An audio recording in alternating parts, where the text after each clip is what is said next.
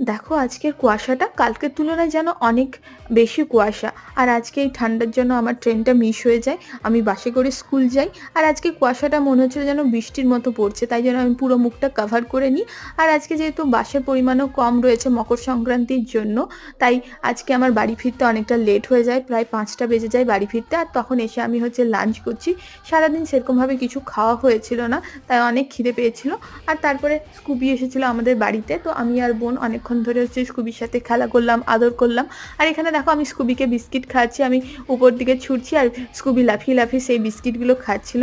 বেশ ভাল লাগছিল, আর কি সুন্দর লেজ নাড়ছে দেখো। এরপরে ফ্রেশ ট্রেশ হয়ে চলে যাই সন্ধে দিতে। তো সন্ধে দিয়ে ঠাকুরকে প্রসাদ দিলাম, আর সেই প্রসাদ নিচে নিয়ে যাই সবাইকে দেওয়ার জন্য। এরপরে চা খেয়ে একটু বসেছিলাম কাজ করতে, আর তারপরে বাকি টাইমটা ল্যাদ খেয়ে কাটাই।